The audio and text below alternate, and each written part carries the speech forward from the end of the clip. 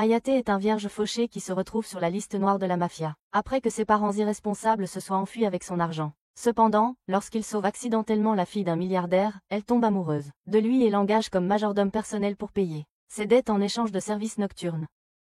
Tout commence lorsque le Père Noël dit à un jeune Hayate qu'il ne peut pas lui apporter de cadeaux, parce que son père est trop pauvre pour les acheter, et que sa mère ne veut pas payer avec un sloppy toppy. Le vieil homme lui conseille de travailler dur et de se faire un nom, alors plusieurs années plus tard, Hayate commence à travailler comme livreur à vélo pour gagner de l'argent. L'homme roule plus vite que Flash et se fait un nom dans la livraison de colis, mais les bêtises le suivent partout. Sur le chemin du retour, il croise des amis qui l'invitent au buffet de Noël. Mais il dit qu'il ne peut pas venir car il n'a pas assez d'argent. Ses amis le réprimandent pour toujours parler travail et argent, mais il dit qu'il n'a pas le choix car ses parents considèrent le chômage comme une tradition familiale.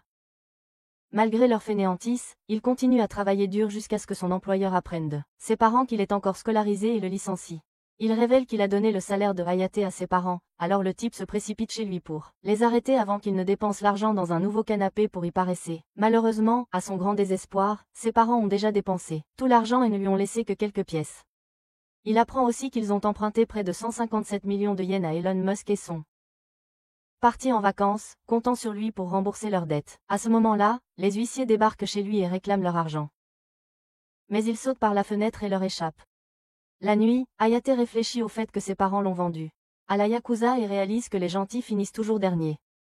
Il imagine le Père Noël lui disant que le travail acharné finit toujours par payer, mais il donne un coup de poing au vieil homme et choisit de devenir un méchant. À ce moment-là, il voit une fille nommée Nagi près d'un distributeur automatique et décide de l'enlever, afin d'exiger 157 millions de rançon avant de pouvoir passer à l'action. Deux types approchent la fille avec de mauvaises intentions, alors, il les fait fuir avec son aura de 1,27 mètres. Après leur fuite, Nagi le remercie de l'avoir sauvé et dit avoir froid. Hayate lui offre sa veste par pure gentillesse, et Nagi est tellement impressionnée que elle propose de lui exaucer un vœu. Désespéré de se débarrasser des Yakuza, il exige qu'elle l'accompagne. Mais Nagi prend cela pour une demande en rendez-vous. Après quelques hésitations, Nagi accepte de sortir avec lui, mais Hayate ignore qu'il a maintenant une petite amie. Il se rend ensuite à la cabine téléphonique pour demander de l'argent à ses parents, mais stupidement, leur donne son nom, ce qui ruine ses plans. Alors qu'il se lamente dans sa misère, une gentille inconnue lui prête son écharpe pour qu'il ne meure pas de froid. Cet acte le touche tellement qu'il tombe à genoux, pleurant qu'il a failli enlever une douce fille pour de l'argent. À ce moment-là, il remarque des types qui poussent Nagi dans une voiture et s'enfuient. Il emprunte donc le vélo de l'inconnu et les poursuit. Pendant ce temps, les kidnappeurs essaient de faire CH avec Nagi dans la voiture, alors elle appelle Hayate, et l'homme arrive en courant comme un Batman low budget. Quand les kidnappeurs essaient de l'écraser, il saute sur leur voiture et les fait peur avec ses yeux rouges brillants, ce qui fait que Nagi ressent un immense amour pour lui.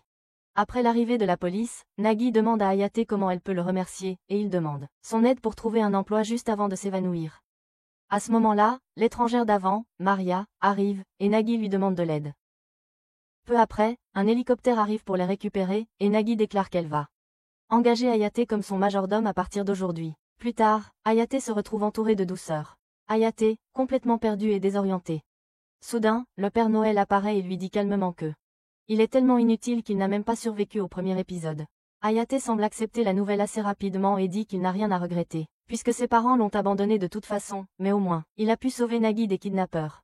Mais le Père Noël lui rappelle rapidement qu'il a en fait essayé de kidnapper Nagi et qu'il lui a aussi mis un coup de poing dans la figure. Réalisant à quel point cela sonne mal, Hayate commence à s'excuser sans cesse. Et, comme ça, il se réveille dans une immense chambre luxueuse. En regardant autour de lui, il commence à penser qu'il est soit au paradis, soit que son pauvre cerveau crée une illusion heureuse pour compenser sa vie misérable.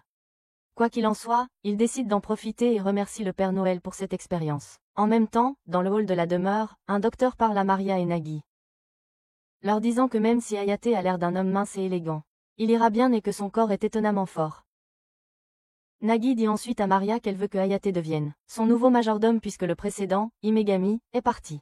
Elle mentionne aussi qu'Hayate lui a avoué son amour d'une manière très dramatique plus tôt. Plus tard, Hayate entre dans les sources chaudes pour se détendre, mais il tombe sur Maria. Ce qui rend la situation extrêmement embarrassante. Il est confus de retrouver la même personne avec l'écharpe d'avant dans son rêve. Maria, essayant de le distraire, dit que son corps doit être solide si ses blessures ne se sont pas rouvertes, mais comme si elles s'étaient maudites. Les blessures de Hayate s'ouvrent à nouveau, et le sang remplit le bain tandis qu'il s'évanouit. Plus tard, Hayate se réveille dans le même lit, se demandant ce qui se passe. Pour éviter plus de gêne, Maria lui dit que toute la scène du bain n'était qu'un rêve, car elle ne serait jamais prise morte dans une piscine avec un loser comme lui. Elle explique ensuite qu'il est dans le manoir de Nagui, la fille qui l'a sauvé d'eux.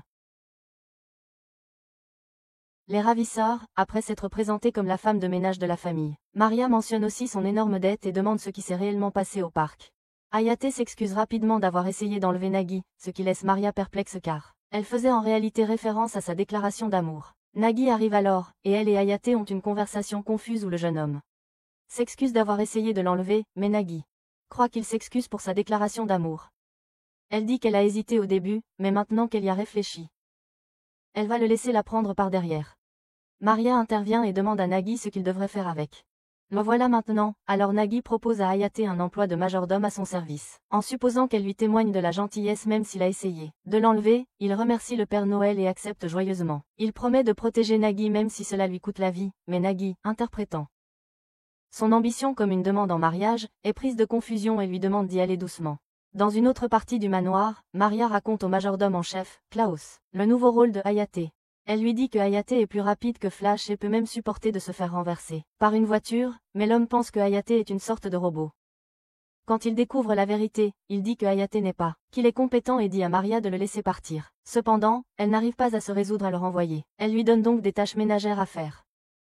En se promenant dans le manoir, il croise Nagui et lui montre sa nouvelle tenue, mais Nagui le snob car ce sont ses règles. Pendant que Hayate décide de nettoyer le manoir pour reconquérir son affection, Nagui va dans sa chambre, et rêve à ce qu'il lui fasse. À ce moment-là, Maria entre dans la chambre et lui dit que Hayate travaille dur pour la reconquérir, qu'elle devrait donc lui parler si quelque chose la dérange. Suivant son conseil, Nagui se précipite pour le chercher, mais dès qu'elle part, Hayate arrive et demande à Maria d'évaluer ses compétences de nettoyage. Elle est choquée par la qualité de son travail et se demande comment quelqu'un comme lui peut être aussi doué. Cela rend les choses encore plus difficiles pour elle car elle ne trouve aucune raison de le laisser partir. Hayate, fière de son travail, se précipite pour nettoyer davantage le manoir, mais entre accidentellement dans le bureau de Nagui. Il voit ses dessins sur le bureau et suppose qu'il s'agit d'un journal illustré. Il décide donc de les remettre en place car il ne veut pas violer son intimité. À ce moment-là, Nagui entre, et bien qu'elle soit contrariée qu'il soit entré sans autorisation, elle perd complètement son sang-froid lorsqu'il appelle son manga un journal illustré. Dans un accès de rage, elle se met à lui lancer des objets comme une ménagère furieuse et lui crie de dégager, pensant qu'elle voulait dire qu'il était renvoyé. Hayate quitte le manoir, pour être de nouveau pris en charge, par les mêmes membres de la Yakuza que plus tôt. Maria le voit dans la voiture et raconte immédiatement à Nagui ce qui s'est passé. Nagui est choquée et dit qu'elle voulait seulement qu'il quitte sa chambre, pas le manoir. Maria dit que ce qui est fait, et qu'il devrait l'oublier. Mais Nagui dit que c'est lui qui lui a sauvé la vie, alors elle ne va pas l'abandonner comme ça. Sur les quais, Hayate imagine à quel point ce serait horrible de faire tomber le savon dans les douches de la prison, et se calme avec des pensées joyeuses. Cependant, lorsqu'il réalise qu'il va travailler sur un vieux bateau, il appelle à l'aide. De nulle part, un mystérieux personnage masqué apparaît et lance une carte directement dans la tête d'un des hommes de la Yakuza. Il s'agit en fait de Nagui, déguisé en masque The Money, essayant de faire croire qu'elle est une personne engagée par Nagui pour sauver Hayate sans l'admettre directement. Même si Hayate sait que c'est Nagui déguisé, il continue à jouer le jeu. Elle lui demande même de continuer à être le majordome de Nagui, et Hayate accepte. À ce moment-là, les hommes de main l'attrapent par derrière et disent qu'ils ne peuvent pas le laisser partir car il a une dette à payer. Masque d'Argent commence à insulter les gangsters, et lorsqu'un d'eux tente de lui faire du mal, Hayate leur échappe rapidement pour défendre son chat Discord. Ils disent qu'ils ne reculeront pas tant que la dette ne sera pas payée, alors Masque d'Argent accepte de la payer. Elle ouvre une valise pleine d'argent et dit que cela couvrira toute la dette de Hayate. Les Yakuza vérifient l'argent, l'acceptent et s'en vont sans causer de problème. En tant que Masque d'Argent, Nagui commence à s'excuser au nom de Nagui pour tout ce qui s'est passé. Hayate, jouant le jeu, commente à quel point c'est ridicule de faire porter un masque amusant à quelqu'un, ce qui énerve à nouveau Nagui parce que elle pensait que tout ça était en fait plutôt cool. En conséquence, elle dit à Hayate que l'argent n'est pas un cadeau et qu'il devra maintenant travailler dur pour lui rembourser chaque yen. Juste à ce moment-là, son masque tombe, et elle commence à se disputer avec lui pendant que Klaus et Maria regardent de loin. Plus tard, Hayate apprend de Maria qu'il lui faudra 40 ans pour rembourser sa dette massive envers Nagui s'il travaille avec un salaire fixe, bien que l'idée de travailler si longtemps soit plutôt déprimante. Hayate pense que c'est juste, puisque c'est lui qui a causé la situation en premier lieu, mais au fond, il se sent toujours mal à l'aise à ce sujet. Plus tard, Hayate et Nagui sont assis ensemble à jouer à des jeux vidéo, et pendant qu'ils jouent, ils commencent à parler du manoir. Nagui dit à Hayate, sans façon, que deux et Maria y vivent seulement Et elle dit même que l'endroit est un peu petit, ce qui choque Hayate parce que, pour lui, cela ressemble plus à un château qu'à une maison. Nerveusement, il dit que garder son Drake dans son pantalon va être difficile en vivant avec quelqu'un d'aussi beau que Maria, mais avant qu'il puisse s'expliquer correctement. Nagi comprend complètement de travers et pense qu'il essaie de lui piquer sa carte V. Elle commence à devenir nerveuse et rougit un peu, mais au moment où Hayate mentionne le nom de Maria, son humeur change, et elle devient furieuse. Sans hésiter, elle menace de le détruire brutalement, puis sort en claquant la porte, laissant Hayate complètement perdue et terrifiée. Le 31 décembre, Hayate balaie la cour en repensant à tout ce qui s'est passé durant l'année écoulée.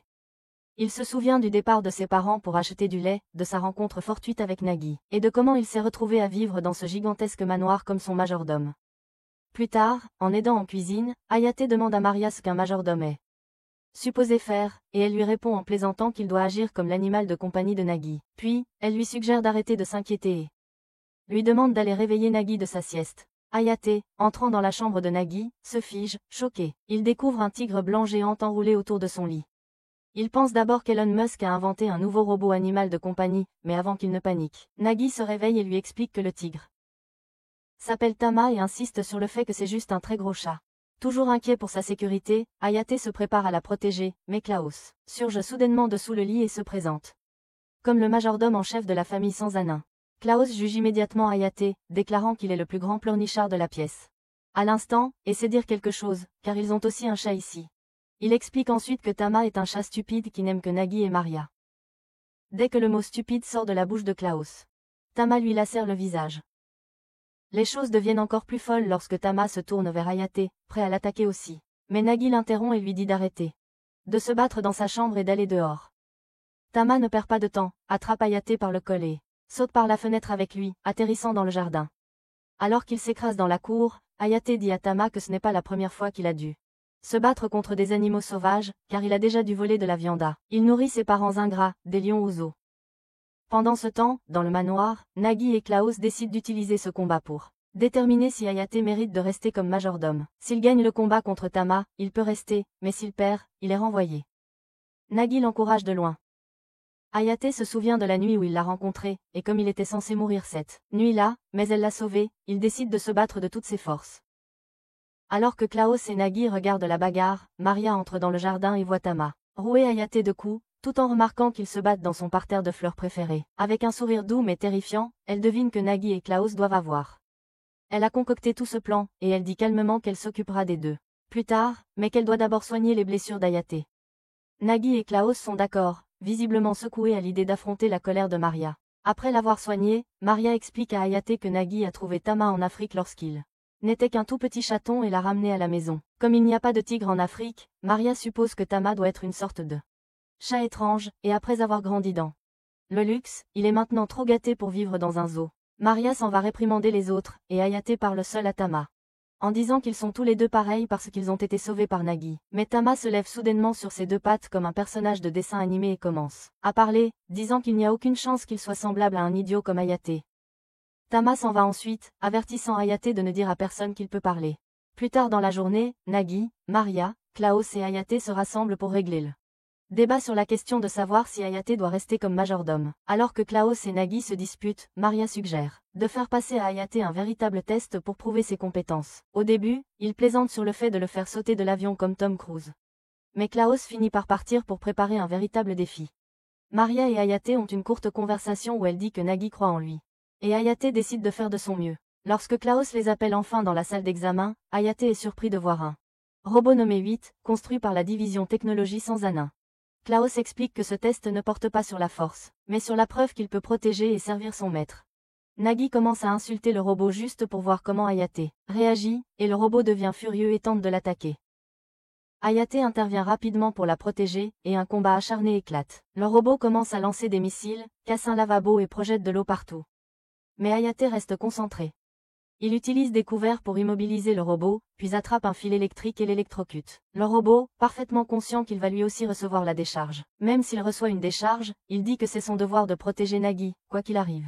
Après la défaite du robot, Klaus accepte enfin Hayate comme majordome, bien qu'il prévienne que Hayate ne pourra rester que jusqu'à ce qu'une personne plus compétente se présente. Plus tard, Hayate se réveille dans son lit, se souvenant du combat acharné et demande à Nagi s'il a réussi l'épreuve. Nagi confirme avec un sourire, et ils effectuent officiellement une petite cérémonie de majordome et maître. Maria entre, heureuse de voir que Hayate fait désormais véritablement partie du manoir. Quelques jours plus tard, Hayate discute avec Tama de son adaptation à sa nouvelle vie. Et les deux semblent bien s'entendre. Alors qu'ils échangent des plaisanteries amicales, ils remarquent soudainement une voiture qui s'éloigne, avec Nagi à l'intérieur, et il semble qu'il l'emmène quelque part d'important. À l'intérieur du manoir, Maria aperçoit une boîte à lunch laissée sur la table.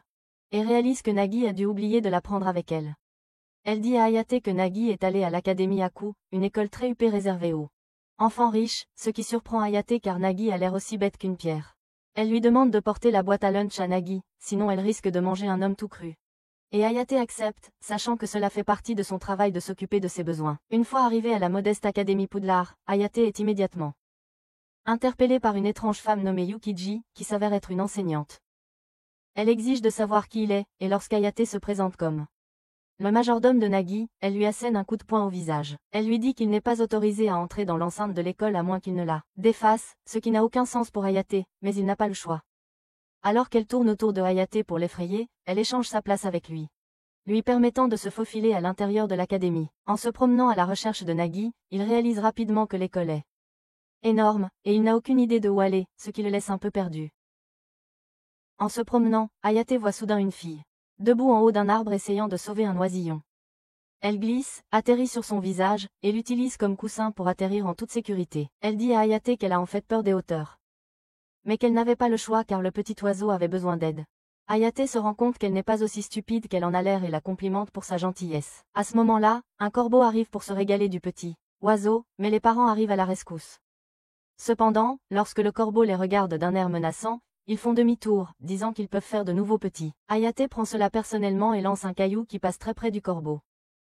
Hayate lui ordonne de s'envoler, sinon le suivant ne le manquera pas. Le corbeau obéit à son avertissement. La fille le réprimande car il aurait pu facilement blesser le bébé oiseau, mais Hayate lui répond qu'il est un professionnel entraîné. Elle se présente ensuite comme Inajiku, l'actuelle présidente du conseil étudiant de l'académie Aku, pour le remercier d'avoir sauvé l'oiseau. Elle décide de l'emmener à la tour de l'école, et Hayate accepte, pensant qu'elle prévoit de goûter à sa glace. Pendant ce temps, Maria appelle Nagi et lui dit que Hayate est déjà à l'intérieur de l'académie, et essaie de lui apporter son déjeuner, ce qui gaspille sa cuisine. Ailleurs, Yukiji, la même enseignante que précédemment, continue de chercher Hayate et demande à 3 autres élèves, Miki, Izumi et Risa, de l'aider à le retrouver dans tout le lycée. Elle leur assigne différentes zones à inspecter, pendant que elle se rend au sommet du bâtiment pour avoir une vue d'ensemble. Plus tard, Hayate et Inajiku atteignent le toit du lycée, où la vue est imprenable, et Hayate est impressionné par la distance à laquelle il peut voir la ville d'en haut. Inajiku, cependant, évite de regarder en bas à cause de sa peur du vide, même si elle essaie de faire preuve de courage. Après avoir passé un peu de temps là-haut, Hayate s'apprête à aller retrouver Nagi, mais Yukiji réapparaît soudainement. Inajiku affirme rapidement que cette femme est en fait sa sœur aînée, ce qui rend la situation encore plus confuse pour Hayate. Lorsque Yukiji tente de frapper à nouveau Hayate, Inajiku intervient pour l'arrêter, et les deux sœurs se disputent et se battent la même, sur le toit. Au milieu de tout ce chaos, Yukiji arrache le bentos de Nagi des mains de Hayate, et court au bord du bâtiment, narguant sa sœur pour qu'elle vienne le récupérer. Inajiku reste calme et tente de raisonner sa sœur en utilisant sa position et la logique de présidente du conseil des élèves, ce qui finit par fonctionner. Yukiji accepte de rendre le bentos, mais alors qu'elle s'apprête à descendre, une forte rafale de vent la déséquilibre soudainement, et elle tombe vers le bord. Heureusement, Hayate se précipite à une vitesse fulgurante, et la rattrape juste à temps, la sauvant d'une chute. Ensuite, Hayate se sent vraiment mal à propos du bento après tout ce qu'il a subi, et les filles essaient de le remonter. Nagi arrive soudainement et dit qu'elle a déjà entendu parler de ce qui s'est passé. Elle ne se fâche pas et remercie Hayate pour tous ses efforts juste pour lui apporter son déjeuner. Hayate court instinctivement et lui attrape la main, et même si elle est perdue dans l'instant, elle retrouve rapidement son calme et dit qu'il la raccompagne chez elle parce que les filles doivent manger. Cependant, Hayate dit qu'elle a encore des cours, et que cela ne lui prendra que quelques secondes pour aller chercher une nouvelle boîte à lunch. Le lendemain, Hayate essaie de réveiller Nagi le matin et de la préparer pour l'école, mais au lieu de l'écouter, elle se rendort sans se soucier de rien. Maria dit ensuite à Hayate que Nagi n'a jamais vraiment aimé aller à l'école, ni même mettre les pieds dehors depuis qu'elle est petite fille, puisqu'elle est la fille unique de la riche et puissante famille sans âne. Elle a été gardée à l'écart dès le début parce que tout le monde convoitait ses biens et sa fortune, donc elle n'a jamais vraiment pris l'habitude de quitter sa maison. Hayate réalise que la première fois qu'il l'a approchée, c'était aussi pour l'enlever pour de l'argent, donc c'est logique qu'elle reste surtout à la maison. Cependant, il est maintenant devenu le majordome de cette famille et jure de protéger Nagi à tout prix. À ce moment-là, le téléphone sonne, et Maria répond avant de le donner à Nagi. En disant qu'elle devrait parler à l'appelant, mais Nagi écoute à peine et raccroche rapidement sans même dire un mot. Juste après ça, sans prévenir, une fille s'écrase soudainement dans le manoir. L'air irrité et pleine d'énergie. Elle s'appelle Sakuya, et c'est une parente de Nagi qui est aussi super riche et sûre d'elle, tout comme Nagi. Pendant qu'on leur sert le thé, Sakuya dit qu'elle est venue voir ce nouveau majordome soi-disant extraordinaire. Et quand Nagi dit qu'elle l'a déjà vu, elle se souvient de son vilain visage et commence immédiatement à juger Hayate. Alors que Hayate travaille paisiblement dans le jardin, Sakuya surgit soudainement et commence à le frapper, parce que pourquoi pas. Elle dit à Hayate qu'il ferait mieux de devenir clown car il a le physique de l'emploi. Mais Nagi dit absolument pas. Sakuya dit qu'il ne peut pas devenir un vrai majordome, jusqu'à ce qu'il se fasse renverser par une voiture ou qu'il soit enlevé. Mais quand Hayate dit qu'il a déjà prévu ça, elle le tabasse encore plus. Sakuya décide quand même de le tester en lui demandant de la faire rire avec ça meilleure blague, et Hayate accepte de lui faire un one-man show pour prouver qu'il est apte au rôle. Même si elle ne trouve pas ça très drôle, elle admet qu'elle aime son style et le trouve intéressant. Elle décide de l'accepter comme majordome pour le moment, déclarant qu'elle n'est venue ici que parce que elle voulait s'assurer que Nagi est entre de bonnes mains. Cependant, elle précise qu'il devra beaucoup plus s'il veut qu'elle l'accepte pleinement. À ce moment-là, le vent se lève, et Nagi leur demande de rentrer car il commence à faire froid. À l'intérieur, Nagi demande plus de thé, mais Maria dit qu'elle n'en a plus. Ce qui est mal tombé puisqu'elle attend d'un autre invité bientôt. Sakuya interroge Nagi sur cet autre invité, et elle répond que c'est son ami d'école, Azumi. Cependant, Sakuya lui rappelle qu'Azumi a l'habitude de se perdre, donc elle pourrait même ne pas arriver. Pendant ce temps, Maria envoie Ie acheter du thé au magasin, mais comme c'est un manoir chic, elle lui fait porter un coûteux manteau en cachemire, en le prévenant que, s'il gâche tout, il y aura de graves conséquences. Ailleurs, les majordomes d'Azumi trouvent une lettre dans sa chambre, leur disant qu'elle va chez Nagi. Ils commencent à paniquer car Azumi est plus bête qu'un assistant conversationnel essayant de jouer aux échecs, et décide de la chercher avant que ses parents ne le découvrent. Pendant ce temps, Ie marche dans les rues, essayant d'être prudent. Évitant de justesse un seau de peinture et un vieil homme qui lui renverse de la nourriture dessus. Il dévie également un tas de calmars tirés en sa direction, et même si d'autres le félicitent pour avoir sauvé la situation, Ie devient de plus en plus prudent car il ne veut pas abîmer le manteau. En continuant sa promenade, il passe devant le même parc où il a rencontré Nagi pour la première fois. Là, près des distributeurs automatiques, il voit Azumi, l'air perplexe. Elle dit que la machine est cassée, mais Ie remarque qu'elle essaie d'y insérer un talisman au lieu d'argent, et il lui explique gentiment le fonctionnement des distributeurs automatiques. Azumi dit à Ie qu'elle est perdue et ne sait pas où aller, alors Ie se sent obligé de l'aider, même si, intérieurement, il souhaiterait pouvoir simplement fuir tous ses ennuis. Avant qu'il ne puisse décider quoi faire, un groupe d'aspirants Agent Smith apparaît soudainement et les encercle sans prévenir. Ils exigent qu'il la leur remette, ce qui le laisse penser qu'il s'agit d'enlèveurs. Alors qu'en réalité, ce sont les gardes du corps d'Azumi. Quand ils se jettent sur lui pour l'attaquer, Ie attrape rapidement la main d'Azumi et essaie de s'échapper, courant à travers le parc avec elle à ses côtés, mais il tombe presque dans un lac au passage. Ie utilise rapidement son manteau comme une corde pour se suspendre à un arbre, mais le manteau se déchire, et il tombe quand même dans le lac, inquiet de ce que Maria dira lorsqu'elle verra le manteau ruiné, et Ie commence à paniquer. Azumi propose gentiment de payer le manteau puisqu'il a été abîmé à cause d'elle. Mais Ie sourit et la remercie, disant que ses gentilles pensées sont plus que suffisantes, ce qui surprend Azumi. Il lui dit doucement de ne pas s'inquiéter et promet de la protéger des étranges hommes en noir qu'ils ont vus plus tôt. Azumi commence à expliquer que ces samouraïs n'étaient pas des gens au hasard. Mais avant qu'elle ne puisse finir, Ie l'interrompt, disant qu'il sait qu'ils sont issue d'une organisation maléfique qui la veut pour l'argent. Pendant qu'il jacasse, elle commence à sécher le visage mouillé de Ie et lui dit de rentrer vite chez lui, sinon il va attraper froid et mourir. Juste après qu'elle ait dit ça, Ie éternue bruyamment, ce qui l'effraie parce qu'elle pense qu'il est trop tard pour le sauver. Ie rit et dit qu'il n'est pas encore mort, puis décide de l'emmener quelque part en sécurité, par précaution. Ie amène Azumi au manoir sans Anin, qui s'avère être sa véritable destination depuis le début, car elle était en fait censée y être invitée. Avant de la laisser à la porte, Ie parle un peu de Nagi, disant qu'elle peut être un peu gâtée et têtue parfois, mais au fond, c'est une fille gentille et adorable qui a de bonnes intentions. Après avoir sonné à la porte et s'être assuré qu'Azumi est en sécurité devant la grille, il s'éloigne discrètement. Pendant ce temps, les épéistes cherchent toujours Ie, pensant qu'il a enlevé Azumi et s'est enfui avec elle, comprenant complètement mal toute la situation. Pendant que Nagi se détend en lisant son manga, Maria arrive et amène Azumi en visite. Nagi est surprise qu'elle soit arrivée si vite car elle était sûre qu'Azumi se serait perdue. Et Azumi dit que son intuition était correcte. Azumi explique calmement à Nagi que son nouveau majordome l'a conduite ici. Mais que quelque chose de grave pourrait arriver à Eye s'il ne se dépêche pas, ce qui la panique. Pendant ce temps, sous un pont de chemin de fer, Eye éternue sans cesse à cause de son rhume. Se dit qu'il ne retournera pas au manoir avant d'avoir réparé le manteau. À ce moment-là, des hommes de main de la Yakuza réapparaissent, et Eye les reconnaît immédiatement comme ceux qui ont cambriolé sa maison et l'ont enlevé.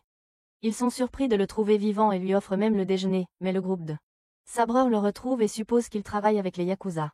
Les voyous ressentent le besoin de protéger Eye des sabreurs. Et il semble que les deux groupes soient sur le point de se battre. Pendant qu'ils sont distraits, Eye essaie de s'échapper discrètement, mais les hommes des Yakuza lui demandent de ne pas les abandonner, alors qu'il dit ne même pas faire partie de leur groupe. Les sabreurs le traitent de mauviette pour avoir abandonné les siens. Non seulement cela le discrédite, mais cela retourne aussi les hommes des Yakuza contre lui, face à une mort imminente. Eye réalise qu'il aurait dû simplement rendre le manteau à Maria, et elle aurait. Je l'aurais volontiers pardonné, mais maintenant il est coincé ici à cause de ses mauvais choix. N'ayant pas d'autre choix, Eye est forcé de combattre à la fois les Yakuza et les samouraïs, seuls.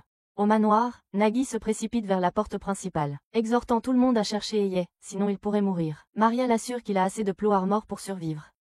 À ça, bien qu'elle ne puisse pas en dire autant de la veste. C'est alors qu'Izumi leur dit que la veste est déjà ruinée parce qu'il l'a utilisée pour sauver sa vie, avant que Nagi ne puisse penser à une punition pour lui. Un Eye épuisé, qui a pourtant survécu à la bataille, arrive au manoir. Avant d'ouvrir la porte, Nagi demande aux autres d'être gentils avec lui, mais demande ensuite à Izumi s'il a dit quelque chose sur elle. Izumi dit qu'il l'a traité de gâté et de têtu, ce qui la met assez en colère.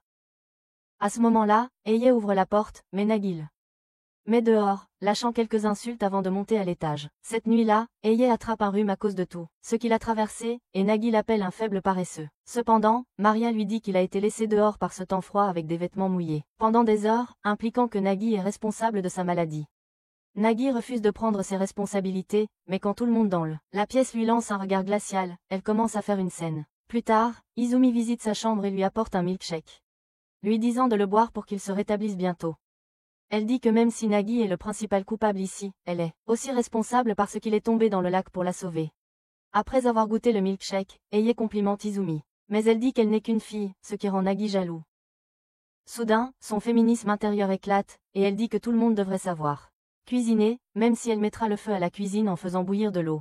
Malgré cela, elle décide de préparer un repas pour lui, bien que Eye ait l'air nerveux il sait que Nagi est tellement nul qu'elle ferait démissionner Gordon Ramsay.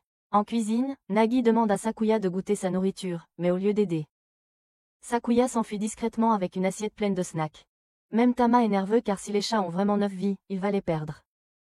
Tout d'un coup s'il goûte la cuisine de Nagi. Pendant ce temps, Maria s'excuse auprès d'Izumi car elle a eu des problèmes à cause de Eye. Elle rougit, disant que Eye l'a en fait sauvée, ce qui fait se demander à Maria si elle va gifler son chaton en pensant à lui. De retour dans la chambre de Eye, il mange le repas préparé par Nagi sans savoir qu'elle a accidentellement utilisé du détergent au lieu d'huile de cuisson, et son visage pâlit dès qu'il y goûte. Il joue les durs et dit à Nagi que c'est délicieux, alors elle le fait boire le tout devant elle après qu'elle soit partie joyeusement. Maria arrive et lui dit la vérité, mais lui dit que ça va, parce que Nagi l'a fait par amour. Il se souvient comment sa mère le négligeait lorsqu'il était malade, et c'est la première fois que quelqu'un s'occupe de lui, ce qui le rend vraiment heureux. Émue par son passé, Maria lui suggère de se reposer pour la nuit et quitte la pièce. Sans savoir que Nagi écoute toute la conversation. Après le départ de Maria, Nagi se penche et essaie de l'embrasser, mais Eye soudainement se réveille, et Nagi, gêné, lui donne une claque sur la tête avant de s'enfuir. Le lendemain, Eye va mieux et se promène dans le manoir, où il croise une femme de chambre nommée Saki. Elle lui remet son vêtement, disant qu'un majordome doit toujours entretenir une bonne image. Mais tombe à plat ventre juste après et lui montre ses talents de contorsionniste. Il raconte à Maria la personne qu'il vient de rencontrer, et elle explique qu'un autre invité séjourne actuellement au manoir, après qu'Azumi ait passé du temps avec Nagi, qui dort dans la chambre d'amis. Maria lui parle discrètement du nouvel invité aussi, et Nagi appelle Klaus, en disant qu'elle veut que l'invité parte et ne veut pas que Eye sache quoi que ce soit. Plus tard, en se promenant dehors, Eye voit un garçon assis près du lac, Wataru. Mais Wataru ne lui fait pas confiance et le pousse à l'eau. Malgré cela, Eye reste respectueux, disant qu'on lui a dit de le guider jusqu'à la chambre d'hôte. À ce moment-là, Saki apparaît et réprimande Wataru. Mais avant qu'il ne puisse parler, un robot sans nain attaque soudainement. Eye les attrape tous les deux et s'enfuit, s'écrasant dans la chambre d'hôte, où Maria révèle enfin que Wataru est en fait le Gyons de Nagi. Après qu'Eye a découvert que Wataru est en fait le Gyons de Nagi, Nagi le rassure rapidement, en lui assurant que c'était une décision de sa famille. Car elle a déjà 3 enfants avec Eye dans sa tête. Nagi commence à penser que Eye doit être en colère à l'idée qu'elle se fasse marier, même s'il ne le ressent pas du tout. Il dit même à Wataru qu'il a de la chance de gifler $1 million de gâteau, mais Wataru commence à la critiquer, ce qui la met en colère. Les choses deviennent rapidement tendues entre Nagi et Wataru, et après une courte dispute, les deux commencent à se battre. Tout ce bruit réveille Azumi, et au moment où Wataru la voit, tout le sang lui monte à la tête, et il oublie la dispute avec Nagi. Izumi demande poliment s'il est venu pour le nouveau majordome de Nagi, et le type est tellement tombé qu'il accepte sans réfléchir. Quand Azumi demande pourquoi il se battait avec Nagi, Wataru répond que lui et Nagi sont meilleurs amis, ce que Hayate trouve bizarre. Cependant, Maria comprend qu'il agit ainsi parce qu'il veut goûter le biscuit d'Azumi, à la grande surprise de Hayate. Il demande pourquoi ils sont toujours fiancés s'ils ne s'aiment pas, et Nagi ajoute qu'elle rompra si Wataru réussit à soulever Azumi. Hayate réalise que tout ce qu'il a à faire est de jouer les entremetteurs, et Nagi sera libre de ses fiançailles. Il demande ensuite à Azumi ce qu'elle aimerait prendre pour le petit déjeuner, et lorsqu'elle lui répond d'une manière timide, Wataru réalise qu'elle lui donnerait sa virginité si elle le pouvait. Alors que tout le monde s'apprête à partir, Wataru devient jaloux et en colère contre Eye, pensant qu'il pourrait lui voler Azumi. Il le défie donc en duel à l'épée devant le manoir. En sortant, Eye se demande si les duels à l'épée avant le petit déjeuner sont courants chez les célébrités, mais Nagi explique que Wataru est simplement jaloux. Nagi veut qu'Eye écrase Wataru juste pour montrer sa force, mais Eye propose un plan pour aider Wataru et Azumi à se rapprocher. Il décide de perdre le combat exprès pour que Wataru fasse bonne figure devant Azumi. Alors que Wataru arrive en courant, Eye le désarme facilement d'un simple doigt, mais fait ensuite semblant d'être blessé. Malheureusement, le plan ne fonctionne pas comme Eye l'espérait car Azumi pense que Eye est juste très gentil de laisser Wataru gagner. Cela fait se sentir encore plus mal Wataru, qui finit par pleurer, comme un petit bébé avant de s'enfuir du manoir. Pendant ce temps, Nagi trouve que Eye fait le mec cool et est en colère, intérieurement parce qu'elle ne lui a pas dit qu'elle a un fiancé. De retour à l'intérieur, Eye se sent coupable et veut s'excuser auprès de Wataru, mais Nagi croit qu'il n'a fait que prouver qu'il est un petit lâche en pleurant. Malgré cela, Eye décide d'aller en ville pour trouver Wataru et lui présenter des excuses en personne. Comme aucun de ces riches gosses n'a jamais pris les transports en commun, Nagi insiste pour y aller avec lui, et elle amène aussi Azumi, prévoyant de prendre le métro pour y arriver. Maria s'inquiète que ce ne soit pas sûr pour des idiots comme eux, mais Eye lui assure que plus d'1 million de personnes prennent le train chaque jour, et que c'est parfaitement sûr. Cependant, même avant qu'il ne puisse arriver à la station, Azumi disparaît encore une fois. Donc Eye et Nagi finissent par aller au plus proche métro pour la chercher quand ils arrivent enfin. Ils sont surpris de voir que ce n'est pas une station du tout mais en fait un chantier souterrain, tout en essayant de trouver un moyen de sortir. Eye apprend que Nagi a peur du noir, alors il promet de rester à ses côtés en tout temps, ce qui rend son biscuit humide. Soudain, il se retrouve à côté d'une véritable invasion de rats, et Eye attrape Nagi pour prendre la fuite. En s'échappant, il rencontre Azumi, qui utilise sa politesse pour contrôler les rats, puis les fait tous fuir avec un talisman, ce qui laisse Eye et Nagi perplexes. Plus tard, de retour au manoir, Sakuya dit à Azumi que les métros sont connectés au Brésil, et qu'elle devrait aller à Rio de Janeiro, qui se trouve de l'autre côté du Japon. En même temps, Nagi demande à Eye de remettre un sac à Wataru pendant qu'il est en ville, confiante que cela compensera toute la douleur qu'il a subie de sa part. Quand Eye arrive en ville, il revoit Saki, qui l'aide à trouver le vidéoclub où elle et Wataru travaillent. Cependant, il remarque que Saki évite son contact, et lorsqu'il la confronte, elle se met à jacter en disant qu'aucun homme ne l'a porté dans ses bras comme il l'a fait lorsqu'il était poursuivi par un robot. Une fois dans le magasin, Eye donne le sac à Wataru, et il s'avère que le sac contient des vidéos que Wataru avait prêtées à Nagi il y a quelque temps. Saki révèle alors que le groupe Tachibana est au bord de la faillite. Et ce vidéoclub est son dernier bastion. Wataru ajoute que ses parents veulent qu'il épouse Nagi afin qu'il puisse hériter de sa fortune. Mais il croit qu'aucune bonne chose ne viendrait de la cupidité. Au lieu de cela, Wataru veut travailler dur dans ce magasin de location, et redorer le blason de sa famille afin de pouvoir épouser Izumi. Eye ne comprend pas pourquoi Nagi louerait un disque quand elle peut simplement en acheter un, et Wataru dit que c'est parce qu'ils ont des choses très rares qui ne sont pas à vendre. Voyant son dévouement, Eye s'excuse de tout et dit qu'il veut rejoindre le vidéoclub, mais Wataru lui dit qu'il est déjà inscrit. C'est alors que Eye découvre que son père, Shunaya Saki, était celui qui a utilisé son nom pour emprunter des vidéos et ne les a jamais retournées. Se rendant compte qu'il doit maintenant payer les frais de retard, qui s'accumulent à près de 157 millions yens, Eye se sent complètement défaite même après son retour au manoir. Pendant ce temps, Izumi est à la station de métro, prête à partir pour Rio de Janeiro. Quelques jours plus tard, pendant le petit déjeuner, Nagi et Sakuya se disputent à table, et après avoir Fini de manger, Sakuya part pour l'école comme d'habitude. Eye suggère alors que Nagi devrait y aller aussi, mais elle refuse, disant qu'elle veut rester à la maison parce qu'Izumi est toujours en visite. Cependant, Nagi admet aussi que même si Izumi n'était pas là, elle n'irait pas à l'école parce qu'elle veut être près de lui. Plus tard, elle se demande pourquoi Eye insiste pour qu'elle aille à l'école si cela signifie qu'elles doivent être séparées, et qu'il ne comprend pas ce qu'elle ressent vraiment. Pendant ce temps, Eye balaie dehors quand Maria lui demande quel genre de fille il aime. Parce qu'elle veut qu'il considère Nagi comme une option. Eye est embarrassée et suppose que Maria l'invite dans sa chambre secrète. Alors il lâche qu'il préfère les femmes plus âgées. Maria a l'air un peu triste, ce qui embrouille encore plus Eye, mais leur moment gênant est interrompu quand Nagi l'appelle à l'intérieur, à l'école. Les filles vérifient le registre de présence et réalisent que Nagi est encore absente. Elle mentionne qu'elle a récemment engagé un nouveau majordome, et par curiosité, elle décide d'aller voir par elle-même. De retour au manoir, Nagi dit à Eye de porter une tenue de marin. Eye refuse immédiatement, mais Nagi avoue qu'elle veut juste une excuse pour le garder près d'elle. Maintenant habillée en femboy, Eye trouve ça embarrassant et a l'impression d'être cruel. Mais Nagi insiste sur le fait qu'il est vraiment beau et commence même à prendre des photos. Eye proteste, disant que Klaus le virerait s'il le voyait habillé comme ça. Puisque Klaus pense que les majordomes doivent toujours agir de manière virile et respectable. Nerveusement, il dit qu'il ne veut pas que personne le voie comme ça, surtout pas Maria. À ce moment-là, Maria entre et voit Eye dans l'uniforme de marin. Eye essaie d'expliquer que Nagi l'a forcé, mais Nagi tente de déformer l'histoire et dit qu'il voulait le porter lui-même. Maria lui dit de ne pas s'inquiéter, disant qu'elle ne pense pas qu'il aime beaucoup le travestissement, à son grand soulagement. Puis elle se tourne vers Nagi et la gronde pour son comportement enfantin, mais Nagi se défend, disant qu'elle pensait juste que la tenue irait bien à Eye. Maria rit et se dirige ensuite vers le placard de Nagi, en sortant une robe à volant. Et dit que cela pourrait même mieux rendre.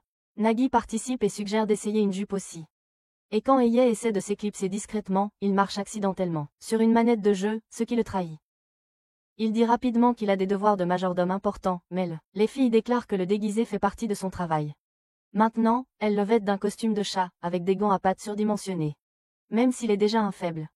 Les deux filles sont choquées de voir à quel point Eye est mignon dedans. Nagi est ravi et demande son avis à Tama, son tigre. Tama se réveille, voit Eye dans sa tenue et décide immédiatement de le tapoter par derrière. Il saute sur Eye, le plaquant contre une fenêtre et s'accrochant à lui. Eye s'énerve et jette Tama, puis essaie de se faufiler à l'intérieur sans que personne d'autre ne le voie. Malheureusement, Klaus est dans le jardin, et Eye essaie aussi de l'éviter. Mais une fois de plus, il marche sur une autre manette de jeu placée là pour des raisons scénaristiques, et Klaus se retourne. Prenant Eye pour un voleur, Klaus se lance à sa poursuite, et la tenue de carnaval ralentit Eye. Eye décide qu'il n'a pas d'autre choix que de se battre, mais il ne veut pas être reconnu. Alors, il se couvre le visage d'un ruban et se convainc que cela va lui donner une sorte de pouvoir secret. Malheureusement, ça ne marche pas, et Klaus le met facilement KO. En regardant Eye, Klaus suppose que c'est une fille et commence à rougir. Alors que Klaus s'apprête à lui sauter dessus comme ta mère sur un. Maria arrivée. Le met KO d'un coup de gant de boxe à ressort. Eye la remercie de l'avoir sauvée, et elle lui rend ses vêtements. Nagi l'observe draguer Maria de loin et devient jalouse, puis taquine Eye en disant qu'elle montrera les photos qu'elle a prises à tout le monde. Eye la supplie de ne pas le faire, et elle dit qu'elle plaisantait en se promenant. Pendant ce temps, les filles de l'école observent secrètement depuis l'arrière-plan, et elles supposent à tort que Nadi a aussi engagé une nouvelle femme de ménage. Pendant ce temps, Klaus se tient seul avec une rose à la main, espérant croiser à nouveau cette jolie dame afin de lui avouer son amour. Plus tard dans la nuit, Eye soigne ses blessures. Quand il remarque que Kazumi est aussi dans la pièce, il s'avère qu'elle s'est encore perdue et a erré jusqu'à leur maison, alors Nagi l'a autorisé à rester pour la nuit. En descendant le couloir, il s'inquiète que Azumi peut être vue habillée en fille-chat. Juste à ce moment, il remarque qu'une des portes est encore ouverte. Dedans, il voit Maria jouer au billard seule. Il lui demande pourquoi elle est encore réveillée, et elle explique que comme Azumi est là pour la nuit, elle n'a pas besoin de dormir dans la chambre de Nagi ce soir. Maria l'invite alors à un jeu, espérant poursuivre leur conversation de ce matin. Pendant qu'ils jouent, Eye demande quelle est la relation de Nagi avec Azumi. Maria lui dit qu'elles se sont rencontrées pour la première fois à une fête il y a des années. À cette fête, Nagi avait essayé de montrer son manga à d'autres filles, mais elles ne l'en comprenaient pas et se sont juste moquées d'elle, ce qui l'a blessée. Nagi avait presque abandonné le dessin jusqu'à ce qu'Azumi arrive, lui dise qu'elle comprenait l'histoire et voulait en savoir plus. Ce moment a beaucoup compté pour Nagi et les a aidés à devenir amis. Eye est surpris que quelqu'un d'aussi bête qu'Azumi comprenne Nagi.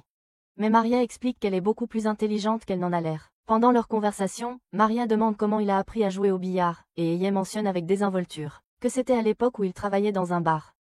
Il propose ensuite de faire un pari amical, mais lorsqu'elle accepte, il essaie de se rétracter. Maria l'arrête et dit que le perdant devra suivre un ordre du gagnant. Ce qui rend Eye nerveux car il pense qu'il va goûter des biscuits ce soir. Maria, confiante, lui demande s'il pense vraiment pouvoir gagner, puis montre ses compétences avec un tir assuré qui nettoie la table. Eye demande ce qu'elle fera si elle gagne, et Maria dit avec désinvolture qu'elle changera son dette à 200 millions de yens parce que le montant actuel lui semble trop gênant. Au fur et à mesure que la partie continue, Maria prend l'avantage, et Eye lui demande comment il paierait sa dette s'il perdait. Elle dit en plaisantant qu'il devrait épouser Nagi, ce qui le perturbe complètement. Et il rate son prochain tour à cause de ça. Avant qu'elle ne fasse son dernier lancer, Eye dit qu'il ne pourrait jamais épouser Nagi. Maria demande pourquoi, et il explique que s'il le faisait, les gens penseraient qu'il l'a épousée pour son argent. Il dit aussi que Nagi ne l'aimerait jamais de cette façon, et même si c'était le cas, il ne pourrait jamais profiter d'elle comme ça. En entendant cela, Maria réalise que Eye est en fait un bon. Elle se sent un peu coupable de l'avoir taquiné plus tôt. Elle rate ensuite volontairement son dernier tir, lui donnant une chance de gagner. Eye réussit son tir et gagne la partie. Excité, Eye se penche près d'elle comme s'il allait faire quelque chose de spectaculaire pour le public. Mais Maria le prévient calmement que Nagi est juste derrière lui. Nagi voit son expression, se met en colère et le fait tomber, ne sachant pas que Eye voulait seulement que Maria le pardonne pour avoir gâché son manteau. Le lendemain matin, alors qu'Azumi s'apprête à quitter le manoir, Nagi lui dit soudainement de revenir bientôt, pensant que s'ils se disent au revoir maintenant, ils pourraient ne jamais se revoir. Azumi sourit simplement et dit à Nagi qu'elle devrait commencer à retourner à l'école afin qu'elle puisse se voir tous les jours. Le lendemain matin, Eye va dans la chambre de Nagi pour la réveiller, et même si elle se plaint, il dit qu'il va l'emmener et la ramener de l'école à partir d'aujourd'hui. Nagi commence à rougir et accepte d'y aller. Sur le chemin, elle lui propose d'aller ailleurs comme une sorte de rendez-vous. Mais Eye lui dit strictement qu'elle doit aller à l'école. Une fois arrivée, elle lui demande pourquoi il est si déterminé à l'envoyer à l'école alors que cela signifie qu'ils doivent être séparés, et Eye fait allusion à lui-même, disant que certaines personnes veulent aller à l'école mais ne le peuvent pas. Au manoir, il est occupé par ses tâches de majordome tandis que Tama profite de la paix depuis que le petit diable n'est pas là. Il demande ensuite à Eye s'il a lui-même une école à fréquenter, mais Eye répond qu'il ne peut pas y aller car il travaillera comme majordome de Nagi pendant les 40 prochaines années. De retour à l'école, Nagi marche tranquillement vers le vieux bâtiment quand Azumi apparaît et tire Nagi de côté pour la prévenir de ne pas entrer car cela semble suspect.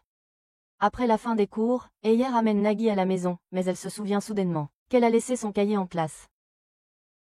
Voulant l'aider, Eye retourne à l'académie pour le lui chercher, mais avant qu'il Alors qu'il s'éloigne, Yukiji apparaît soudainement et l'attaque par derrière. Après l'avoir esquivé, elle le reconnaît d'une rencontre précédente, et dit qu'elle faisait simplement des courses. Il lui demande si elle peut lui prêter les clés de la salle de classe pour qu'il puisse prendre le cahier de Nagi. Et Yukiji accepte, mais elle l'oblige à venir avec elle d'abord. Il se dirige vers sa chambre, et lorsqu'il entre, Eye est choquée de voir l'état désordonné de la pièce, étant donné toutes les choses qui s'y trouvent. Il lui demande si elle habite ici aussi, et elle admet qu'elle n'a pas assez d'argent pour payer le loyer. Peu après, Miki, Izumi et Risa entrent et supposent que Yukiji a invité un garçon, parce qu'elle avait besoin de quelqu'un pour déboucher ses tuyaux. Lorsqu'il se présente, il réalise que Yukiji a raconté de faux témoignages à son sujet, le faisant passer pour un cambrioleur de leur école qui agressait les filles dans les vestiaires. Les filles révèlent qu'elles font toute partie du conseil étudiant, et qu'elles sont venues ici pour réviser pour les examens de mi-session. Eye leur demande pourquoi elles révisent si tard, et les filles admettent fièrement qu'elles sont complètement idiotes et qu'elles ne tiendraient pas un semestre de plus si elles ne travaillaient pas aussi dur. Yukiji dit fièrement que c'est elle qui leur donne des cours, mais cela explique pourquoi elles sont sur le point d'échouer. Après quelques hésitations, Yukiji lui tend les clés et le prévient que l'endroit se transforme en lieu hanté la nuit, rempli de mauvais esprits. Même si cela semble effrayant, Eye la remercie et se dirige vers le bâtiment. En s'approchant, il remarque qu'il a l'air beaucoup plus étrange qu'à la dernière fois qu'il était là, mais il y entre néanmoins. Alors qu'il pénètre dans le couloir sombre du vieux bâtiment, Nettie l'appelle au téléphone, et lui dit qu'elle s'inquiète de ne pas l'avoir vu revenir. Cependant, elle dit ensuite qu'elle entend beaucoup de monde en arrière-plan, ce qui signifie qu'il est avec un groupe, ce qui fait faire pipi à Eye dessus car il est tout seul. Après qu'elle raccroche, le sol sous ses pieds se fissure soudainement, et il tombe. Pendant ce temps, Yukiji et les trois filles se demandent qui aura le droit de monter sur le. Elle saute sur son pogo stick dès que Inajiku passe et entend ce qui s'est passé. Elle décide d'y aller et de le trouver elle-même. En même temps, Maria dit à Nagi qu'il y a un fantôme dans le vieux bâtiment. Donc Nagi l'appelle de nouveau paniqué, mais son téléphone n'a pas de réseau. À l'intérieur du bâtiment hanté, Inajiku entend quelque chose et commence à avoir peur. Quand elle voit une poupée hantée effrayante la poursuivre, elle crie de peur et se met à courir. Eye entend ses cris et se précipite pour l'aider. juste à temps pour détruire la poupée hantée. Elle le prend immédiatement dans ses bras, effrayée, mais ensuite, lui gifle le visage pour être venu tout seul. Après ça, Eye lui dit qu'elle devrait partir avant que les choses ne s'aggravent. Mais Inajiku refuse, disant qu'elle veut défaite celui qui se cache derrière le bâtiment hanté. Eye la suit, pensant qu'elle peut être aussi têtue que Nagi. Alors qu'elle continue à marcher dans la maison hantée, Inajiku commence à avoir chaud, ce qui rend Eye nerveuse. Elle remarque cela et se moque de lui en demandant si il prévoit d'entrer aussi dans sa maison hantée. Eye lui dit strictement d'arrêter de se comporter comme une fille facile et d'avoir un peu de pudeur. Mais elle continue de le taquiner, lui faisant réaliser qu'elle est pire que Nagi. À ce moment-là, la poupée que Eye a détruite revient soudainement à la vie, et Inajiku se lance à nouveau au combat. La poupée grimpe à un poteau et demande poliment à Eye de quitter le bâtiment. Ce qui lui rappelle le moment où Azumi a utilisé un talisman pour effrayer les rats. Soupçonnant autre chose, il demande à Inajiku de partir avec lui. Mais elle affirme avoir cette faible poupée acculée. À ce moment-là, la poupée supposément faible se transforme en 4 bras, et Eye l'attrape rapidement dans la fumée, faisant croire à Inajiku qu'elle l'a fait. Il lui demande ensuite de quitter le bâtiment, mais elle gentiment lui prend la main et lui propose de chercher le carnet de Nagi. Simultanément, Azumi et ses majordomes apparaissent à l'école pour vaincre le véritable esprit maléfique qui hante les lieux. Finalement, Eye retrouve le carnet et le ramène sain et sauf à Nagi. Elle le remercie pour tout, et tandis qu'ils rentrent ensemble, Eye commence à penser que l'école n'est peut-être pas si mauvaise que ça après tout. Plus tard, Nagi est assise confortablement par terre en jouant à un jeu vidéo rétro sur une vieille console, et Sakuya est là avec elle, l'air peu impressionné. Sakuya se plaint que le jeu semble trop simple et dépassé, mais Nagi explique que Five Pound n'a pas de jeu, alors elle a décidé d'en jouer à des anciens. Surgit de nulle part un ennemi mystérieux déguisé en Père Noël dans le jeu, défaisant rapidement le personnage de Nagi, qui s'appelle Eye. Puis le jeu lui-même commence à insulter Nagi et Sakuya. Choquées et agacées, les deux filles s'attaquent à la console avec frustration. Maria entre dans la pièce et leur annonce tranquillement que le dîner est prêt. Aussi Nagi et Sakuya laissent tout tomber et partent avec elle. Alors que la pièce devient silencieuse, la console de jeu commence à briller d'une aura sombre et inquiétante, laissant présager quelque chose d'étrange. Le lendemain matin, Nagi se réveille en pleine crise existentielle, et Maria lui dit de s'habiller car il est temps d'aller au lycée. Cependant, Nagi continue de s'interroger sur le but de cette vie monotone. Plus tard, Nagi et Maria voient un vieil extrait d'elle-même, et Maria brise le 4e mur, lui disant que cela date de 2 épisodes et que tout ce qui va arriver à partir de maintenant sera un récapitulatif des événements qu'elles n'ont jamais montrés au public. Avant, elle dit en plaisantant que les dieux du scénario voulaient ajouter un épisode complexe pour embrouiller les téléspectateurs, alors Nagi dit qu'elle va s'en servir comme excuse pour sécher les cours. Alors qu'elle continue à regarder, Sakuya fait irruption dans la pièce avec la console de jeu possédée dans les bras, criant qu'elle est contrôlée par un démon. Elle appelle ses majordomes pour la détruire, mais ils échouent et le démon ripostant, inondant la pièce de takoyakis lancée depuis l'écran à onglets, semant le chaos partout. Pendant ce temps, dans le château du démon, qui se révèle n'être qu'une petite maison, perchée au sommet d'un haut pilier, une étrange fille au pompon géant et un crâne parlant sur sa tête se révèle être le boss final du jeu. Elle attend qu'un héros entre car si elle bat ce héros, elle sera libérée du jeu pour toujours. Elle installe des pièges tout autour du manoir sans Anin, les déguisant en manettes de jeux vidéo, mais la plupart sont écrasés ou ignorés.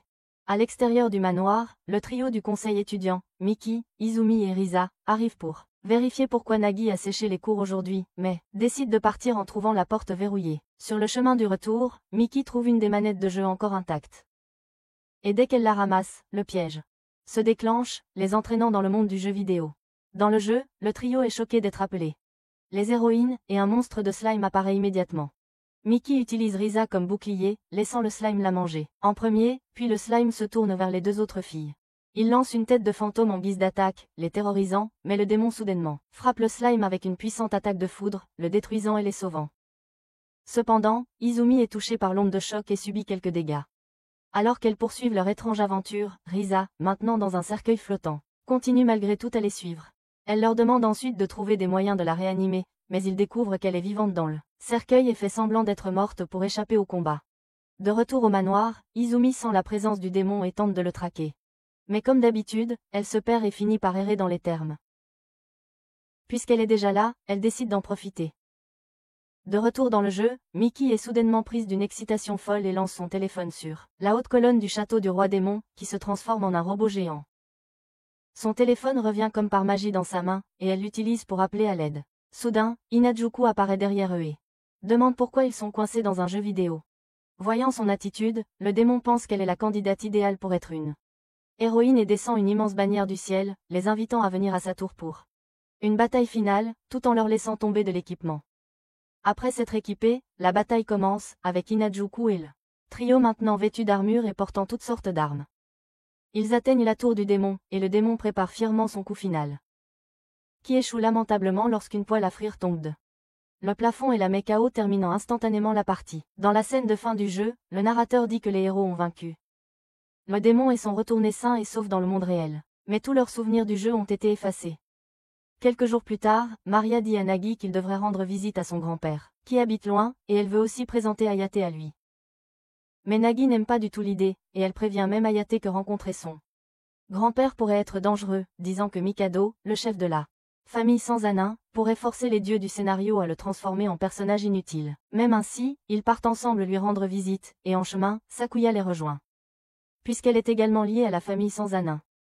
Sakuya donne aussi un avertissement à Hayate, lui disant que Mikado n'est pas quelqu'un à prendre à la légère. Quand ils arrivent au gigantesque manoir de Mikado, Hayate réalise enfin que Mikado est le Jeff Bezos de ce monde.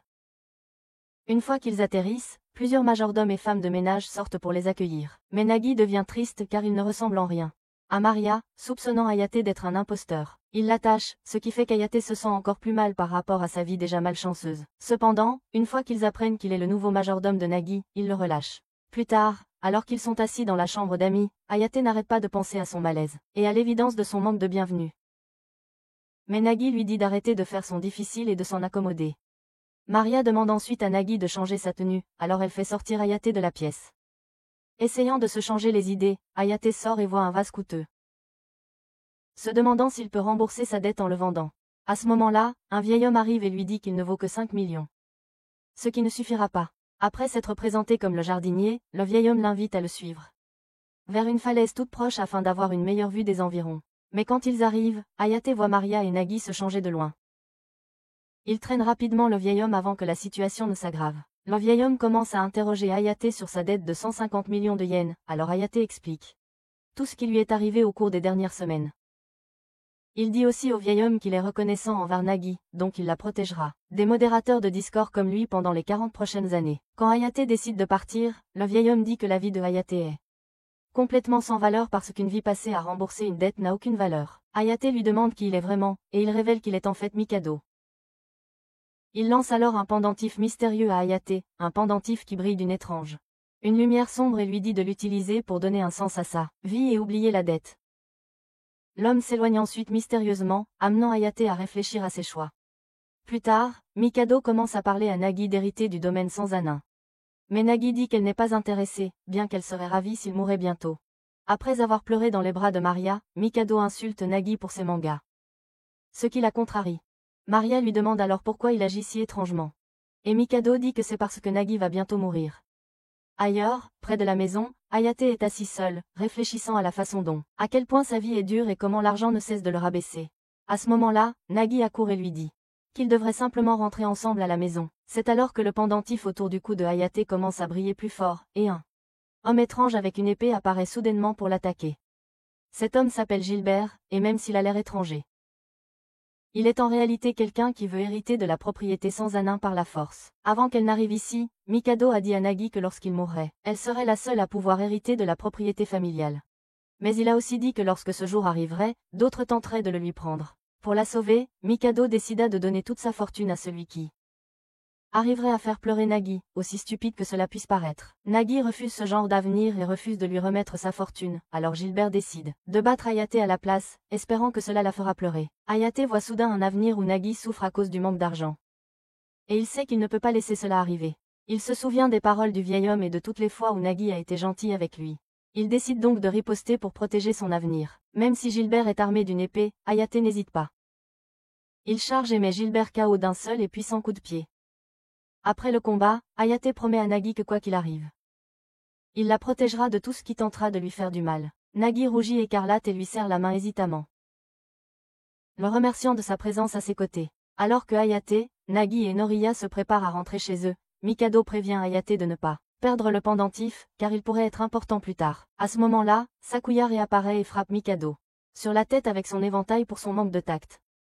Mais elle regarde autour d'elle et réalise que tout le monde est déjà parti sans elle, dans un flashback de Hayate jeune en CP. Il fait un discours nerveux à sa classe sur ses rêves d'avenir. Au début de son discours, tous ceux qui l'entourent ont l'air choqués ou attristés. Au lieu des rêves innocents habituels, il explique joyeusement comment son père refuse de travailler et comment sa mère gaspille de l'argent au jeu, montrant clairement à quel point ses parents sont irresponsables. Hayate se réveille ensuite dans son lit, pensant que ce rêve a peut-être été causé par quelque chose que Mikado lui a dit la veille. Il secoue ses sentiments et se rappelle que jusqu'à ce qu'il trouve le véritable but de sa vie, sa seule responsabilité est de protéger Nagi. Plus tard, dans le manoir, Hayate, de façon décontractée, interroge Noriya sur ses rêves pour l'avenir. Elle avoue passer le plus clair de son temps à s'inquiéter pour Nagi. Et espère qu'un jour Nagi devienne une femme responsable et digne de ce nom. Elle demande ensuite pourquoi Hayate a abordé ce sujet, et il répond qu'avoir un rêve donne un sens à la vie. Mais au lieu de la motiver, Maria s'inquiète de plus en plus, se rendant compte qu'elle n'a pas vraiment de but personnel. Hayate continue de lancer des citations inspirantes d'Andrew Tate, milliardaire, sur les rêves et l'ambition, mais chacune d'elles ne fait que déprimer davantage Maria. Remarquant son humeur, Hayate finit par lui demander si quelque chose ne va pas. Maria avoue se sentir un peu déprimée, puis demande si Mikado lui a dit quelque chose l'autre jour. Il le nie et dit qu'il veut juste vivre honnêtement, comme lui-même et travailler pour Nagi avant de s'enfuir. Pendant ce temps, dans sa chambre, Nagi n'arrive pas à dormir parce qu'elle pense à la promesse de Hayate de la protéger. Quand elle repasse le souvenir dans sa tête, son biscuit devient mou, et elle avoue que Hayate est le mec le plus cool qu'elle connaisse. Elle se lève, traverse le couloir et remarque à quel point tout est impeccable. Maria explique que Hayate nettoie sans arrêt et parle de rêve, comme quelqu'un qui a trouvé un but dans la vie. Nagi rougit, se demandant si tous ses efforts sont dus à sa préparation pour leur avenir ensemble. Elle commence à s'agiter nerveusement, et Maria lui demande taquinement quel genre de rêve elle imagine. Nagi répond rapidement que c'est tout à fait normal d'avoir des rêves, puis déclare qu'elle vendra 1 million d'exemplaires de son manga. Nagi demande ensuite quel genre de rêve Hayate a, mais Maria avoue ne pas le savoir. Pourtant, elle suppose que ça doit être quelque chose de grand, vu le sérieux de Hayate. Malheureusement, Nagi croit que ses rêves consistent à lui faire des sodomies comme un travail de bureau. Plus tard, Maria, curieuse, demande directement à Hayate quel est son rêve. Il est gêné et hésite, mais elle l'encourage à être honnête. Finalement, il révèle que son grand rêve est de vivre dans un appartement 3 chaînes. Cela entraîne un retour en arrière lorsqu'il l'a raconté à sa classe et que tout le monde, y compris son professeur, s'est mis à pleurer à son récit larmoyant. Maria le regarde simplement d'un air vide, et sa foi en lui est clairement ébranlée. Hayate demande nerveusement si c'est un rêve trop ambitieux, mais elle ment et dit que c'est un beau rêve. Maria lui rappelle alors que son téléphone est tombé en panne récemment et lui demande d'aller en acheter un nouveau. Elle lui dit aussi de se détendre et de passer un peu de temps en ville. Hayate se rend dans un grand magasin d'électronique et achète un téléphone moderne avec fonction d'appel vidéo. En le testant, il voit que le répertoire peut contenir 1000 contacts et plaisante en disant que c'est bien plus qu'il n'en aura jamais besoin, parce qu'il est un loser fauché sans vie sociale. Comme Yal, en pensant à ses anciens camarades de classe, il réalise qu'il n'y a rien qui l'empêche de retourner à l'école puisque les frais de scolarité ont été payés et qu'il ne s'est jamais officiellement désinscrit. Curieux, il décide d'aller voir. Sur place, il se sent un peu nerveux mais se rappelle qu'il est toujours techniquement inscrit. À ce moment-là, son ancienne camarade de classe, Ayumu, l'appelle. Elle est surprise de le voir et lui dit que tout le monde s'inquiétait depuis sa disparition après Noël. Il explique tout ce qui lui est arrivé. De la perte de son logement à son rôle de majordome. Elle est choquée par son histoire mais clairement heureuse de le revoir enfin. Quand d'autres camarades de classe arrivent, ils le taquinent. Ayumu est follement amoureuse de Hayate. On raconte même qu'elle a pleuré en pensant qu'il avait démissionné. Et Hayate réalise qu'il n'aurait peut-être pas fini vierge s'il était resté à l'école. Soudain, un de leurs professeurs arrive et lâche une bombe. Hayate n'est plus un élève car ses parents sont venus récupérer les frais de scolarité. Ayumu gifle le professeur, pensant que c'est un mensonge, mais Hayate admet que c'est vrai. Réalisant qu'il ne peut pas retourner à l'école, il commence à s'éloigner. Ayumu court après lui et lui avoue qu'elle craque pour lui. Elle lui propose un rendez-vous, mais il pense au visage en larmes de Nagi et refuse. Essayant de dissimuler ses sentiments, il ment et dit qu'il n'aime que les filles crapauds, mais avoue rapidement que c'est une blague et explique qu'il ne peut pas laisser quelqu'un d'important derrière lui. Furieuse et le cœur brisé, Ayumu le gifle et s'enfuit. Ce soir-là, de retour au manoir, Nagi accueille Hayate joyeusement et prend son nouveau téléphone, enregistrant son contact comme le premier. Elle lui dit de lui envoyer un message ou de l'appeler à tout moment, ce qui rend le jeune homme heureux. Pendant ce temps, Ayumu se tient seul dans la ville, toujours en pensant à Hayate. Le lendemain, Ayumu se rend au vidéoclub de Wataru pour rendre un DVD. Wataru lui demande son avis sur le film, et elle lui donne 60 sur 100. Disant qu'elle ne l'a loué que parce qu'elle voulait mieux comprendre les garçons. Saiki arrive et pose des questions sur le garçon qu'elle aimait, et Ayumu confirme qu'il a abandonné ses études et a disparu. Alors qu'ils discutent d'Enem, Wataru lui dit de regarder One Piece, promettant que ça devient bien après 1000 épisodes. Mais elle sait que ce show est nul et s'enfuit. Peu après, Hayate passe pour rendre une vidéo. Wataru lui demande ce qu'il en a pensé, et Hayate dit qu'il y avait de bonnes leçons de vie. Bien que Nagi ne l'ait pas aimé. Ayumu se souvient qu'elle devait récupérer une cassette pour une amie et voit Hayate sortir. Pensant que c'est le destin. Elle le poursuit mais ne peut pas le rattraper. Elle le voit entrer dans le manoir et réalise que c'est beaucoup trop grand pour être une maison normale, se souvenant seulement de la partie où Hayate a dit qu'il était la garantie d'une dette. Elle suppose que le manoir appartient à la Yakuza et que Hayate est maltraitée. Elle s'introduit furtivement sur le terrain, mais l'équipe de sécurité l'entoure et informe Maria de l'intrusion, pensant qu'elle est sur le territoire de la Yakuza.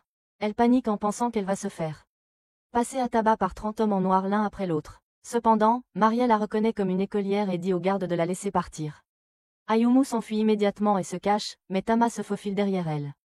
Elle panique et court à nouveau, mais Tama se lance instinctivement à sa poursuite. Au moment où Tama se jette, Hayate apparaît et lui assène un coup de pied, l'éloignant, la sauvant ainsi d'être léchée par un chat. Ayumu le regarde avec amour et lui dit qu'ils doivent s'échapper, ce qui le laisse perplexe. Nagi arrive et demande qui est Ayumu, en apprenant qu'Ayumu est une camarade de classe. Et Ayumu apprend que Nagi est la propriétaire du manoir. La tension entre elles monte en flèche car toutes deux veulent être la première à goûter la saucisse de Hayate. Les deux filles s'engagent dans un concours de regards et invoquent des animaux spirituels pour se battre jusqu'à ce qu'Ayumu ait peur. Elle promet de l'emmener avant de s'enfuir, mais Nagi, avec une tristesse visible, le suppliant, les larmes aux yeux, de ne jamais la quitter pour une autre. Ce soir-là, Nagi est assise avec Maria et réfléchit à tout ce que Hayate lui a apporté depuis leur première rencontre. Inspirée, elle décide de faire quelque chose en retour.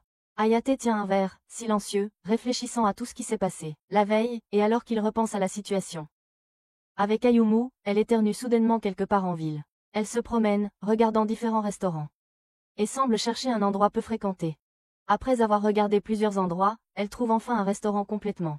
Entre, sans hésiter, et commande rapidement un large choix de plats sur la carte, sans même y réfléchir à deux fois. Alors qu'elle est assise et attend, Ayumu repense à Hayate, et au même moment.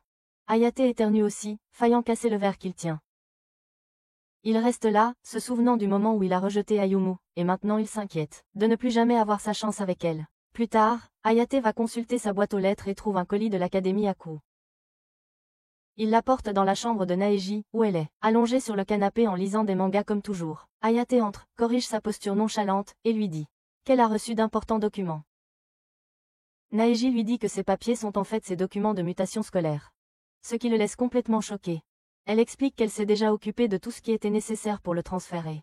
Qu'elle prévoit même de couvrir toutes les dépenses elle-même. Hayate réalise qu'il a réellement une chance de retourner à l'école. Cette pensée le submerge tellement qu'il se met à pleurer sur place. À ce moment-là, Maria entre dans la pièce et fait remarquer que les documents mentionnent un examen d'entrée que Hayate devra réussir avant de pouvoir officiellement être mutée. Klaus apparaît également de nulle part et ajoute que si Hayate échoue à l'examen, il sera immédiatement licencié. Hayate accepte le défi sans hésitation, mais Klaus lui rappelle que la note de passage est de 65, ce qui rend Hayate un peu nerveux, bien qu'il pense toujours pouvoir y arriver. Mais lorsque Naeji lui apprend que l'examen a lieu en réalité demain, Hayate panique et s'enfuit pour commencer à étudier immédiatement. Maria relit les documents et s'inquiète en voyant les anciennes notes de Hayate, qui n'étaient pas exactement les meilleures, même si elles étaient techniquement supérieures à la moyenne. Hayate passe le reste de la journée le nez dans ses livres, étudiant avec toute l'énergie dont il dispose tandis que Maria lui apporte un soutien moral et vocal. Ce soir-là, alors qu'il se prépare enfin à dormir, il trouve Klaus qui dort dans son lit. Et il lui dit immédiatement de sortir. Klaus refuse et insiste pour partager sa propre expérience des examens d'entrée. Hayate essaie de l'arrêter, mais Klaus commence à parler quand même, racontant une histoire bizarre. À propos du moment où il a passé un test pour entrer dans une garderie chic. Il dit qu'il se débrouillait bien jusqu'à la dernière partie de l'examen, qui consistait à insérer des formes dans des trous correspondants, et il n'arrivait pas à placer le triangle. Dans son désespoir, il s'est cogné la tête sur la table, lançant accidentellement le triangle en l'air, et il s'est trouvé que celui-ci a atterri parfaitement dans l'emplacement. Au moment où l'histoire se termine, Hayate est déjà endormi, et lorsqu'il se réveille, encore une fois, Klaus est toujours au lit, alors Hayate le met dehors une nouvelle fois et essaie de se reposer correctement. Au moment où Hayate commence à s'endormir, Tama apparaît soudainement à son bureau et chuchote d'étranges idées sur ce qui pourrait se trouver dans le contrôle. Hayate lui dit de partir aussi, mais Tama propose de l'aider en lui donnant plus d'indications sur l'examen. Ayate en a assez et le met dehors, puis entasse des meubles devant la porte pour s'assurer que personne d'autre ne puisse le déranger. Mais Tama réussit à se faufiler à nouveau, cette fois par le plafond, et recommence à importuner Ayate. Frustré, Ayate l'attrape et le jette par la fenêtre. Le lendemain matin, Ayate et Nagi prennent le tramway ensemble pour aller à l'académie Aku. Et en chemin, Ayate lui demande à quoi ressemblera l'examen. Nagi répond nonchalamment que ce devrait être un examen normal, mais à ce moment-là, une voix d'en haut annonce que ce ne sera pas du tout normal. Yukiji descend soudainement du plafond du tramway et révèle que elle surveillera l'examen elle-même, et que celui-ci suivra le style imprévisible et déroutant de Redman. Nagi est surprise, car son examen d'entrée avait été tout à fait normal, et lorsqu'elle dit cela, Yukiji la réprimande pour vivre dans le passé et ne pas être prête au changement. Une fois arrivée en classe, Yukiji installe le test, qui s'avère être une étrange énigme. Il y a une banane suspendue au plafond par une ficelle, et au sol, en dessous, une boîte et un bâton. Nagi s'énerve immédiatement, pensant que Yukiji se moque d'Ayate avec un test aussi stupide. Mais elle réalise ensuite que la nature des examens de Redman est souvent trompeuse. Donc peut-être que sa première impression était erronée. Ayate examine le tout de plus près et trouve sa réponse. Il pense que le but de l'examen est de mesurer la hauteur de la banane. De ne pas l'attraper avec les outils. Il réalise que les outils sont une distraction. Il attrape donc simplement la banane avec sa main. Comme elle est assez basse, il l'épluche et la croque. Mais soudain il remarque un groupe de singes dans la pièce qui n'avait pas réussi à atteindre la banane. Les singes deviennent furieux et se jettent sur lui, et au lieu de s'enfuir, Ayate décide de les combattre. Yukiji est impressionné qu'il ait choisi de se battre plutôt que de fuir, tandis que Nagi se demande si elle devrait mettre Pita en vitesse de croisière. Après le chaos, Yukiji avoue que le test n'était pas réel et dit qu'il était inutile pour mesurer l'intelligence, ce qui met Nagi de nouveau en colère. Après le faux test, Ayate s'assoit enfin pour passer le vrai, bien qu'il soit maintenant mentalement épuisé. Une fois terminé, Nagi lui demande comment ça s'est passé, et Ayate dit qu'il a au moins pu répondre à toutes les questions. Nagi est absolument certaine qu'il a réussi, et commence immédiatement à planifier une célébration. Plus tard dans la journée, le proviseur de l'académie Akyu remet à Yukiji les résultats du vrai test, et lui demande de les remettre à Ayate. Elle est choquée de voir qu'Ayate a échoué d'un seul point, et elle réalise que son faux test là peut être poussé à bout. Ce soir-là, pendant qu'elle joue aux jeux vidéo, Nagi parle joyeusement de leur célébration à venir, mais Ayate se sent mal à l'aise, craignant que les résultats ne soient pas ceux auxquels elle s'attend.